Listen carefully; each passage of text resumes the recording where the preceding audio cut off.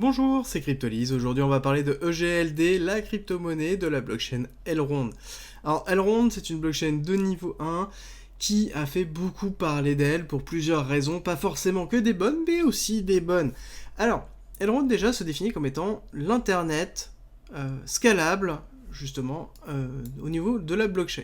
Alors, ils ont pour vocation d'offrir tout simplement une technologie suffisamment scalable et à faible coût pour pouvoir tout simplement être apparenté à une notion d'internet, de décentralisation et justement de blockchain. Alors, déjà ce qui est intéressant à noter, c'est qu'on a une reward de stacking qui est juste colossale à l'heure actuelle sur des ailerons, qui fait partie des plus gros rewards de stacking que l'on peut voir. Et alors ça varie un petit peu, ça varie même régulièrement, mais néanmoins on se retrouve quand même sur quelque chose qui est assez fort, avec quand même 20%, plus de 20% en APY.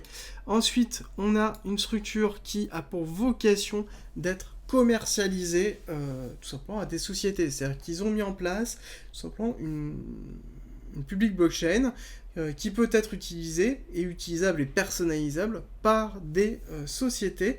Et donc justement, ils ont toute cette partie de commercialisation où ils vont justement faire un call, vérifier quel est leur besoin réel et concevoir une solution, ou en tout cas une adaptation de leur solution par rapport à leurs besoins, aux besoins en tout cas de leurs clients.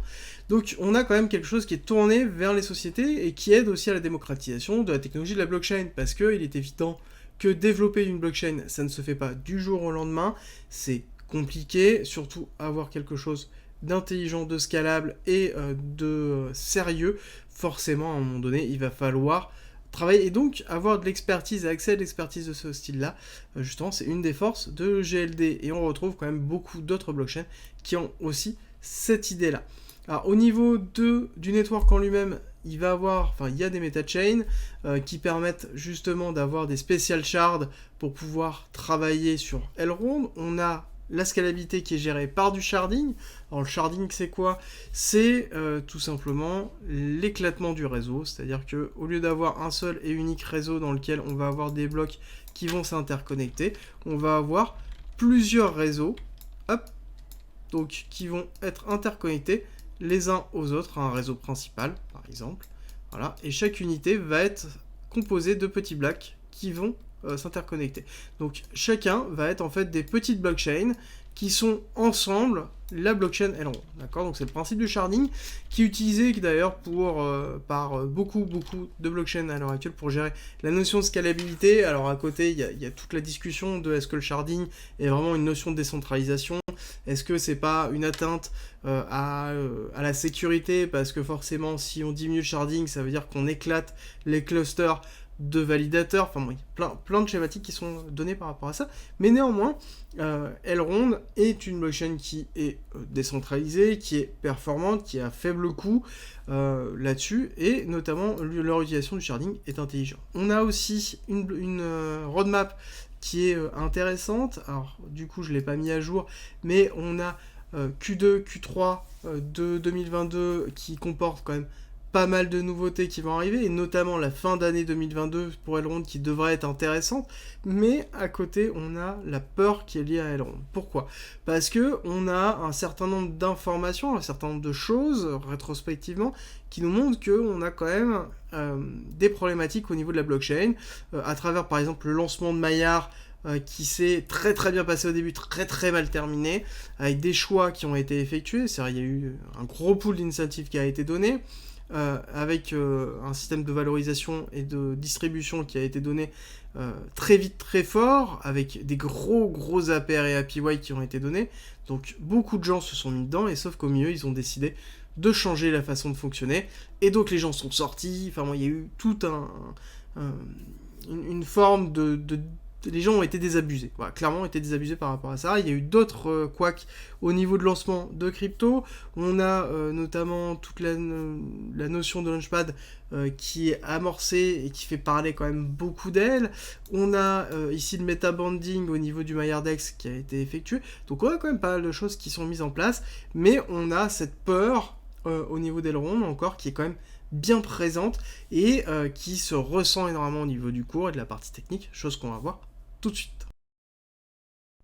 Rejoins-nous sur Discord, Tu y retrouveras notamment ma stratégie d'investissement qui est disponible gratuitement. Je montre comment je construis mon bag, le fonctionnement de mes optimisations, quand acheter, quand vendre, tout pour éviter justement les principaux pièges. Si tu aimes mon contenu, like, partage et abonne-toi, ça m'aide énormément. Pour la partie technique, nous avons justement quelque chose d'assez simple et assez intéressant dans la mise en place, avec une grosse distribution une grosse réaccumulation qui s'est mise en place, avec un BCAR-ST SO UT UTAD, donc gros UTAD, hein. On le voit, cette UTAD, cette accélération là, si vous avez écouté ce que je vous ai dit côté fondamental, vous avez écouté les autres vidéos, là c'est tout simplement le lancement de Maillard, donc avec une explosion, on est passé de 300 à 550 $ en quelques jours, donc énorme, et derrière, forcément, on a la cassure qui s'est effectuée, et cassure qui a été très violente, et très très dure pour beaucoup de gens qui avaient investi dessus, et en même temps c'est logique, il y a beaucoup de personnes qui ont FOMO sur cette zone là alors qu'on n'aurait juste pas dû, et derrière on a justement le drame de Maillard qui s'est effectué avec beaucoup d'incertitudes qui s'est créé dessus, notamment au niveau d'Elrond, et derrière on a vu ce retracement très très fort, hein, très puissant, parce qu'on est en train de travailler ici les 786, et qui nous permet de se projeter notamment sur, hop, on va se positionner comme ça, vague 1, vague 2 d'Elliott, avec justement un travail du 786 étant les 120 $, justement chiffre en plus important, et possiblement les 100 $. Pourquoi 100 $? Parce que si on regarde, alors je retire cette notion de Maillard, parce que pour moi il y a encore beaucoup trop de fondamentales qui ont impacté la technique, et ici on regarde plutôt cette impulsion baissière qui a été donnée, impulsion baissière où on voit que le 1,618 se trouve à 86 $, et on voit que le 382 se trouve à 115, 128, donc qui est cohérent par rapport tout simplement aux mouvements qui sont effectués, et donc on pourrait attendre un prix arrivant notamment chercher cet order block ici dans les 86 $ au niveau d'Elrond. Pourquoi? Parce que nous avons une accumulation qui se met en place, accumulation avec un psy SCAR ST, et on attend le STB, donc c'est-à-dire une prise de liquidité du SC. Donc on fait encore un plus bas dans cette correction en cours, qui est importante tout simplement, pour pouvoir prendre les liquidités et ensuite repartir à la hausse, quelque chose d'assez agressif. On pourrait même avoir un spring, donc une deuxième prise de liquidité, pour repartir encore à la hausse. Donc on attend tout simplement un Elrond qui va continuer à baisser pour aller chercher cette zone ici. Néanmoins, on voit qu'on a eu une belle accélération qui s'est effectuée ici. On n'a pas marqué de nouvelle ATH, alors, même si là on a quand même une bougie qui a été ravalée entièrement, donc ça je ne suis pas forcément certain qu'il faut impérativement le considérer comme tel, mais plus comme étant tout simplement un phénomène hors norme, et donc une irrégularité, et quand on a des irrégularités de cours, des fois c'est important de pouvoir se poser la question, est-ce que je les rentre justement dans mon analyse ou pas. J'aurais tendance à considérer que on est sur un travail de cette zone là importante du psy, mais on n'a pas pris la liquidité du psy, en tout cas sur une vraie liquidité, avec une vraie prise, une vraie cassure qui a été faite avec justement des bougies validées au-dessus. Donc pour moi on n'a pas terminé encore le travail de la zone basse. Quand on a une belle prise de liquidité, ça veut dire qu'on va avoir un mouvement aussi fort. Là pour moi on est encore dans une décroissance cohérente avec une prise de liquidité basse, donc on risque de voir un Elrond redescendre en dessous de 120 pour aller chercher potentiellement les 100 $. Donc on est dans une zone intéressante pour faire du spot zone et faire du DCA si vous avez envie tout simplement de vous exposer à ce type d'actif là. Et voilà, clairement Elrond, il faut se poser la question, est-ce qu'on la verra à terme dans 5-10 ans? Ça c'est la grande question. On a quand même au niveau de marketing, on a quelque chose qui est très puissant, on a une société qui est tournée vers la commercialisation de sa solution, mais dans tous les cas, on a quand même des problématiques réelles par rapport à d'autres Layer 1. Quelle va être la place d'Elrond avec la notion d'interopérabilité et de modularité qui arrive justement dans cette année et l'année prochaine? Quelle va être la place d'Elrond? C'est la question qu'on peut se poser. En tout cas, ce qui est certain, c'est qu'Elrond en lui-même va faire un nouvel ATH pour aller chercher justement une vague 3. Une vague 3 qui est somme toute très puissante, hein, parce qu'on peut attendre un Elrond notamment dans les alentours de 1000 $.